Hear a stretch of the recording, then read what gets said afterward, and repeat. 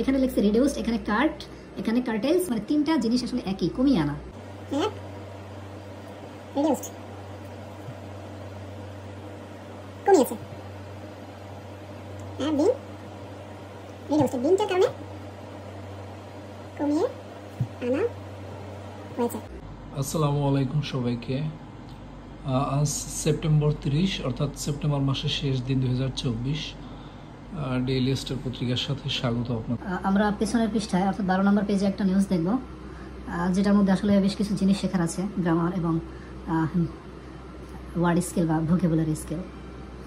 দেখেন হেডলাইনটা আছে বিমান কার্টেলস ফ্লাইটস অন 5 ইন্টারন্যাশনাল রুটস। এর মানে হচ্ছে বিমান, যে বাংলাদেশের বিমান বাংলাদেশ এয়ারলাইন্স, ওটাকে সংক্ষেপে বিমান বলে। তো বিমান বাংলাদেশ এয়ারলাইন্স 5টা আন্তর্জাতিক রুটে ওদের ফ্লাইট কমিয়ে দিয়েছে, এটা হচ্ছে মিনিং। এবার আসি এর ভিতরে এখনো শব্দ আছে। বিমান কার্টেলস, এই যে কার্টেলস শব্দটা, এটা মানে হচ্ছে কমিয়ে আনা বা সংকুচিত করা,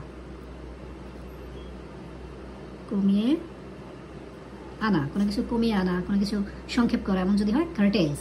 এটা একটা অ্যাডভান্স শব্দ। আসলে নর্মাল এটাকে আমরা বলি রিডিউস, এটাকে বলি ডিক্রেজ, এটাকে বলি আপনার কাট করা। তো এটাকে নতুনভাবে ওরা আসলে বলে কার্টেলস। বিমান কি করছে? বিমান কার্টেলস flights.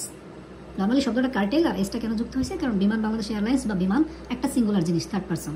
So curtails flights on 5 international routes. International, এটা সংক্ষেপে ইন্টারন্যাশনাল লিখে এভাবে। পরে একটা সাব হেডলাইন আছে, দেখেন rising losses, dearth of passengers to blame. অর্থাৎ এই যে ওরা 5টা আন্তর্জাতিক রুটে ওরা ফ্লাইট কমিয়েছে, কি যুক্তি দিয়েছে? যুক্তি দিয়েছে হচ্ছে রাইজিং লসেস, অর্থাৎ ক্ষতি ওদের বাড়তেছে, বৃদ্ধি, ক্ষতি বৃদ্ধি। Dearth of passengers, dearth of, এই যে একটা প্রিপোজিশন বা ফ্রেজ, ডার্থ অফ মানে অভাব, কোনো কিছুর অভাবে, হ্যাঁ, কোনো কিছু শর্ট আছে, ল্যাকিং আছে। এটাকে অনেকে বলবেন ল্যাক, অনেকে বলবেন শর্ট।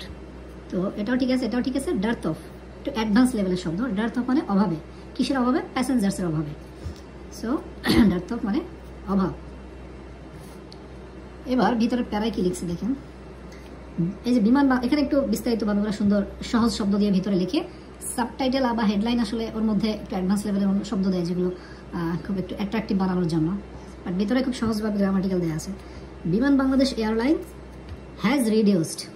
বিমান বাংলাদেশ এয়ারলাইন্স যেহেতু একটা সংস্থা, একটা সংগঠন বা third person singular number, so যেহেতু সম্প্রতি এটা কমিয়েছে, এজন্য বসেছে প্রেজেন্ট পারফেক্ট টেন্স। নিয়ম অনুযায়ী হ্যাভ বা হ্যাজ প্লাস ভার্বের সাথে পাস্ট পার্টিসিপল। হ্যাজ রিডিউস মানে কমিয়েছে, কমিয়ে এনেছে। হ্যাজ প্লাস ভার্বের পাস্ট পার্টিসিপল, সম্প্রতি কমিয়েছে। কি কমিয়েছে? ফ্লাইটস অন 5 ইন্টারন্যাশনাল রুটস, 5টা আন্তর্জাতিক রুটে। ডিউ টু মানে কারণে, এটা হয়তো জানেন সবাই মোটামুটি, কারণে। তারপর এটা প্র্যাকটিস, আমরা বিভিন্ন কথা সময় ব্যবহার করি, আমি এটা কমিয়েছি কারণ আমার এই কারণে, এই কারণে। সো ডিউ টু বলতে পারি ইংরেজিতে ডিউ টু ফাইন্যান্সিয়াল লসেস, অর্থাৎ অর্থনৈতিক ক্ষতির কারণে, এবং ডিক্লাইন অফ প্যাসেঞ্জার কমার কারণে। এই যে ডিউ টু মানে কারণে, সো ফাইন্যান্সিয়াল লসেস এবং ডিক্লাইন অফ প্যাসেঞ্জার্স, যাত্রী কমার কারণে। সো কমিয়ে এনেছে সম্প্রতি, তাই হচ্ছে হ্যাজ রিডিউসড মানে প্রেজেন্ট পারফেক্ট। আর কি কারণে? এজন্য ডিউ টু বসেছে। আরেকটা পেরা দেখেন, লেখা আছে দ্য ন্যাশনাল ফ্ল্যাগ ক্যারিয়ার, অর্থাৎ বিমান বাংলাদেশ এয়ারলাইন্সের কথাই বলা আছে, কারণ ওটা একমাত্র সরকারি বিমান। হ্যাঁ, সো ওটাই বাংলাদেশের পতাকা বহন করে। এজন্য একই জিনিস ওরা বারবার না লিখে লেখে দ্য ন্যাশনাল ফ্ল্যাগ ক্যারিয়ার, মানে বিমান বাংলাদেশকে অন্যভাবে একটু বলেছে যে জাতীয় পতাকা বহনকারী যে যানবাহনটা, যে বাহনটা, ক্যারিয়ার। হ্যাজ কাট, আবারও হ্যাজ কাট মানে এই যে কাট করেছে ফ্লাইটস, মানে দ্বিতীয় প্যারাতে ওরা বলতেছে মানে কোন কোন রুটে ওরা ফ্লাইট কমাইছে। সো এই কমিয়ে আনাটাকে আবার লিখছে কাট। রিডিউস, এখানে লিখছে রিডিউসড, এখানে কাট, এখানে কার্টেলস, মানে তিনটা জিনিস আসলে একই, কমিয়ে আনা। ওরা এক একটা প্যারাতে এক এক রকম শব্দ ব্যবহার করে। হ্যাজ কাট, এখানে আবারও প্রেজেন্ট পারফেক্ট, কারণ ওই যে কমিয়ে এনেছে, আবারও কমাইছে। এবার ডিটেলস বলবে কোথায় কমাইছে। হ্যাজ কাট ফ্লাইস কাট করেছে কোথায়? ম্যানচেস্টার অ্যান্ড নারিতা এবং ম্যানচেস্টারটা রুটে কাট করেছে। সাইটিং ফাইন্যান্সিয়াল লসেস, সাইটিং কেন ব্যবহার করেছে? কোনো কিছু যখন মেনশন করে, কোনো কিছু উল্লেখ করে, মানে দুইটা কারণ উল্লেখ করে একটা কাজ করেছে ওরা, তো ওরা কারণ হিসেবে উল্লেখ করেছে ফাইন্যান্সিয়াল লস এবং অন দিস রুটস, ওই রুটে আর্থিক ক্ষতি। তো এটা যদি উল্লেখ করছে, এটা হয় সাইটিং, উল্লেখ করে,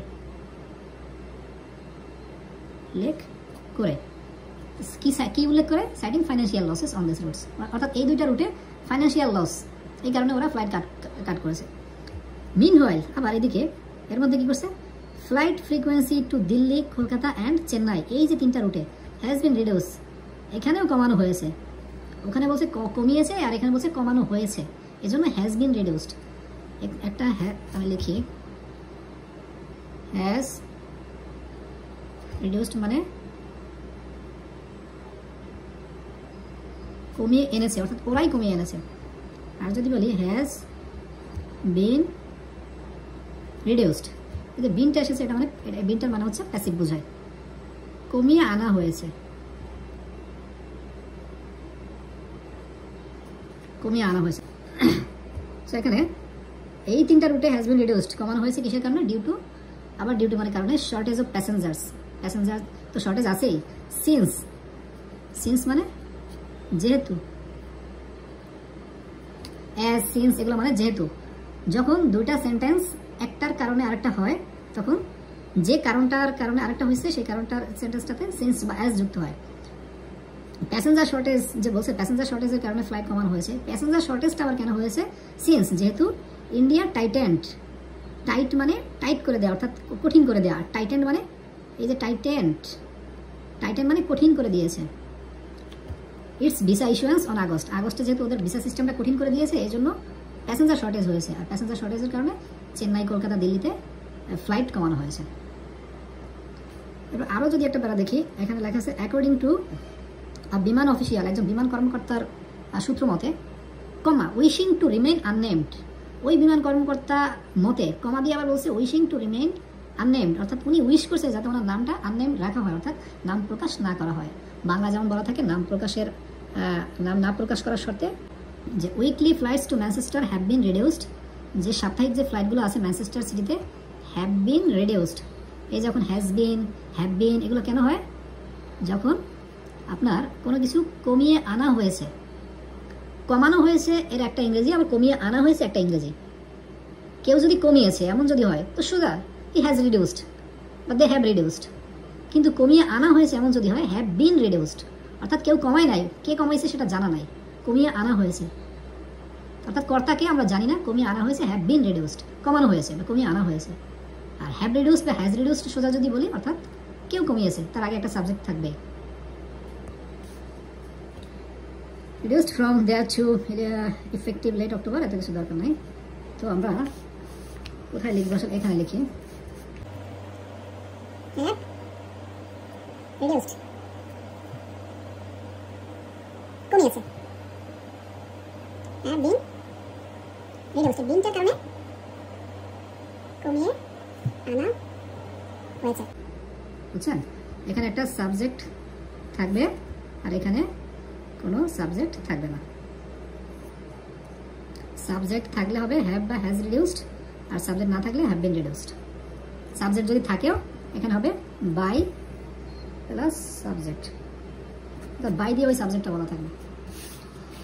তো একটু সামারাইজ করি। কার্টেজ মানে কমিয়ে আনা, রিডিউস মানে কমিয়ে আনা, কাট মানে কমিয়ে আনা, হেডলাইনে কার্টেজ নতুন শব্দ।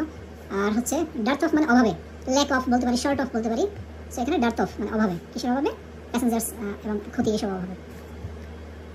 আর এখানে হ্যাজ রিডিউসড কেন বসেছে? জান কে কমাইছে? বিমান বাংলাদেশ এয়ারলাইন্স, এই সংস্থাটা কমাইছে। So present perfect, has reduced. আর এখানে হচ্ছে হ্যাভ বিন রিডিউসড, মানে এই তিনটা সিটিতে কমানো হয়েছে, মানে সাবজেক্ট বলে দেয় নাই, বিমান বাংলাদেশের কথা বলে দেয় নাই। সো হ্যাভ বিন রিডিউসড, কমানো হয়েছে। আর এখানে হ্যাজ কাট করেছে, কে কাট করেছে? মানে কে কমাইছে? ন্যাশনাল ফ্ল্যাগ ক্যারিয়ার বাহনটা, অর্থাৎ বিমান বাংলাদেশ কাট করেছে, ফ্লাইট শর্ট করছে। আবার এখানে হ্যাজ বিন রিডিউসড, কারণ এখানে চেন্নাই, কলকাতা এবং আপনার দিল্লি, এই তিনটা রুটে যে কমানো হয়েছে সেখানে আবার সাবজেক্ট নাই।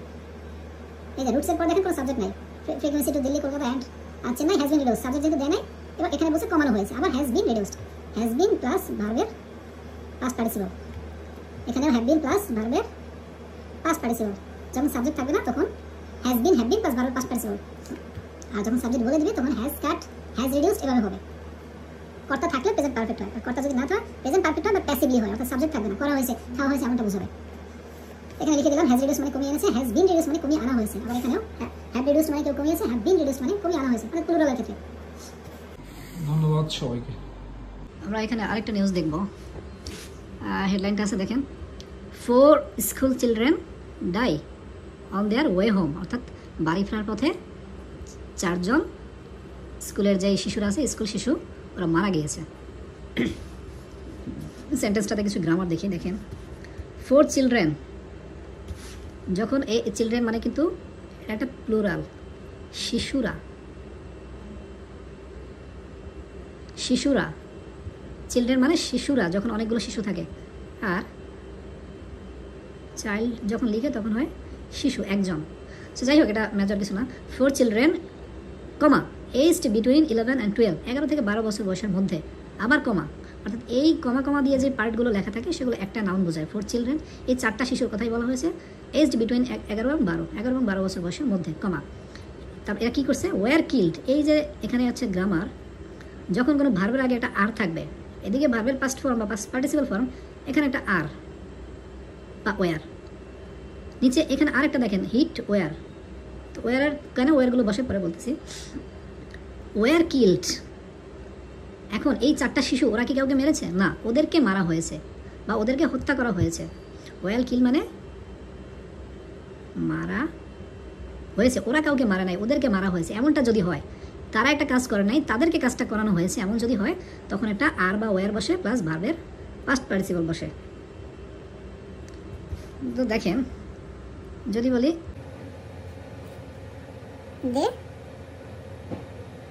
কিল্ড, তারা মেরেছে, তো এটা চলে যায় কেন? দে ওয়ার কিল্ড, তাদেরকে মারা হয়েছে। এই সেন্টেন্সগুলো প্রায় অনেক জায়গায় এগুলো ব্যবহার করা হয়। সো এটা আমরা যারা ইংরেজিতে দুর্বল আসে তাদের মনে রাখা উচিত। জাস্ট একটা অ্যাক্টিভ সেন্টেন্স, একটা প্যাসিভ সেন্টেন্স। যখন সাবজেক্টের পর সরাসরি ভার্বের পাস্ট বা পাস্ট পার্টিসিপাল ফর্ম থাকে, অর্থটা হয় তারা মেরেছে, তারা করেছে। যখন একটা আর বা ওয়ার বসে বা am is are was were এরকম বসে তারপর ভার্বের পাস্ট পার্টিসিপাল হয়, তার মানে এটা প্যাসিভ সেন্টেন্স, এটা করানো হয়েছে তাদেরকে। দে ওয়ার কিল মানে তাদেরকে মারা হয়েছে, দে কিল মানে তারা মেরেছে। সো এখানে দেখেন, তো এই শিশুরা ওয়ার কিল, তাদেরকে মারা হয়েছে, অ্যান্ড অ্যানাদার ইনজুর্ড, আরেকজন আহত হয়েছে। হোয়েন, যখন, দে ওয়ার হিট, আবার দেখেন একটা ওয়ার আছে আর একটা হিট আছে। হিট মানে আঘাত করা, হিট মানে আঘাত করা, এটা পাস্ট পার্টিসিপাল ফর্ম হচ্ছে hit, hit hit hit. So war, হিটের পাস্ট পার্টিসিপাল ফর্ম হচ্ছে হিট, ওয়ার হিট। এখানেও তাদেরকে আঘাত করা হয়েছে, তাদেরকে মারা হয়েছে যখন তাদেরকে আঘাত করা হয়েছে বা করেছে বাই এ মাইক্রোবাস, একটা মাইক্রোবাসের দ্বারা, on the Kushtia Rajbari regional highway, Kushtia, যাই হোক। তো সেন্টেন্স হচ্ছে এখানে ওয়ার কিল্ড, ওয়ার হিট, অর্থাৎ তাদেরকে মারা হয়েছে, তাদেরকে আঘাত করা হয়েছে। এই যে দেখেন, তখন সাবজেক্ট থাকে না, তখন এই সাবজেক্টটা বাই দিয়ে লাস্টে দেওয়া হয়, যে বাই এ মাইক্রোবাস, একটা মাইক্রোবাসের দ্বারা আঘাত করা হয়েছে। আসেন।